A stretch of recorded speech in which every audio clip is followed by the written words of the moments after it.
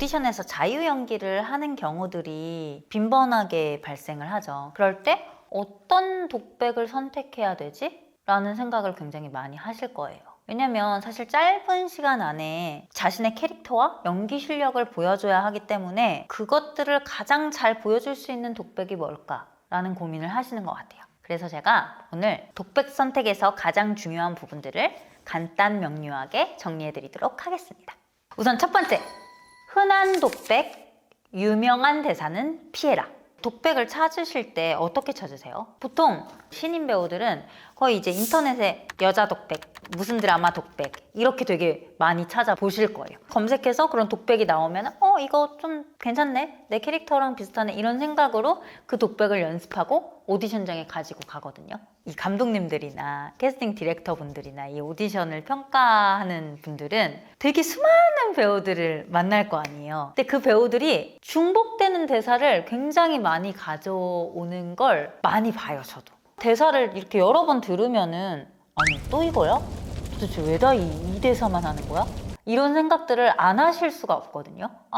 뭐 드라마, 영화가 이렇게 많은데 성의 없는 거 아니야? 독백 찾기 싫어가지고 인터넷 검색해서 찾는 거 아니야? 이렇게 생각하세요, 진짜 실제로.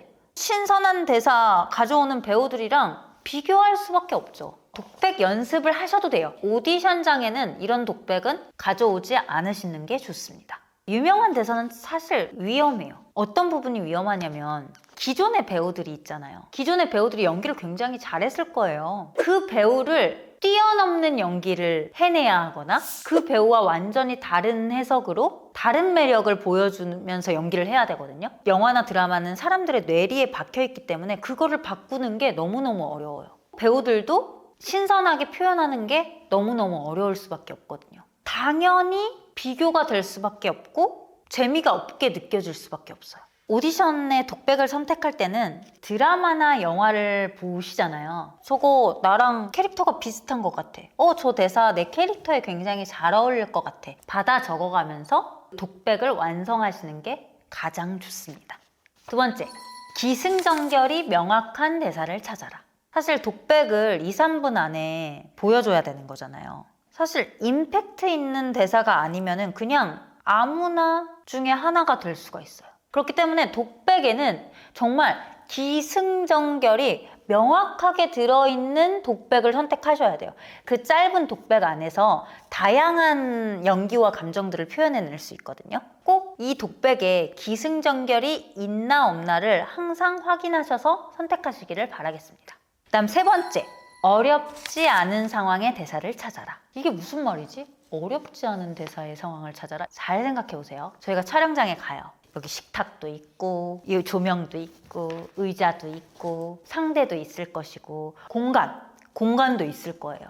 그렇기 때문에 내가 어떤 연기를 할 때 이런 도움들을 받아서 이 연기를 보여줄 수가 있거든요. 오디션장은 어떨까요?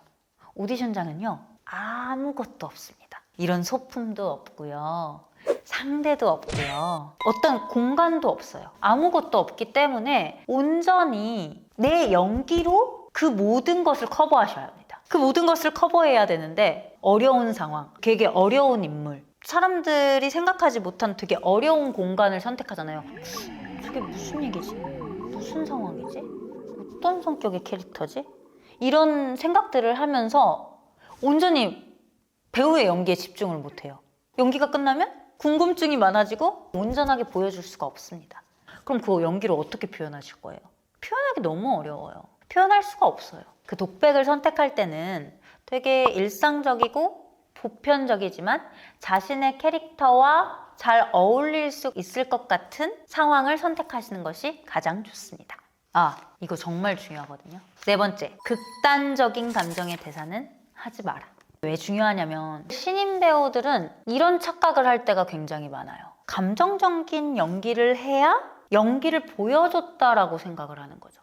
이런 연기를 해야 연기를 잘한다 라는 생각을 하시는 것 같아요. 너무 화나고 너무 슬프고 너무 괴롭고 이런 연기는요, 사실 훈련을 통해서 어느 정도는 잘할 수 있거든요. 연기를 처음 시작할 때 감정적인 연기 훈련을 정말 많이 접하고 할 수밖에 없기 때문이죠. 사실은 이 연기보다 어려운 연기들이 뭐냐면 되게 일상적이고 보편적인 상황 속에서 미세한 감정들, 디테일한 상황들이 연결되는 이런 연기가 사실은 훨씬 더 어려워요. 예를 들면 슬프지만 슬프지 않은 척 감정을 억누른다.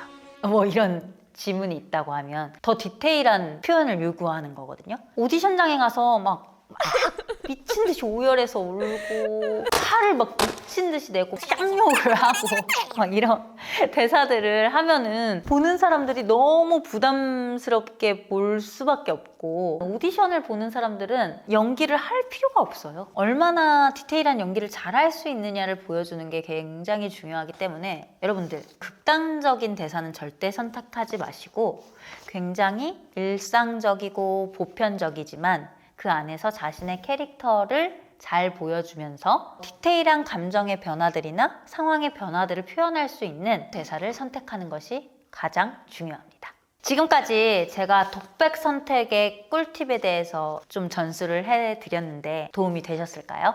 언제 자신에게 오디션 기회가 다가올지를 몰라요. 독백들은 한 3개 정도는 철저하게 잘 준비를 해놓으시는 것이 정말 좋습니다. 자신과 잘 어울리는 캐릭터에 맞는 독백을 잘 준비하셔서 오늘도 선택받는 배우가 되시기를 바라겠습니다. 지금까지 찐선배였습니다. 감사합니다.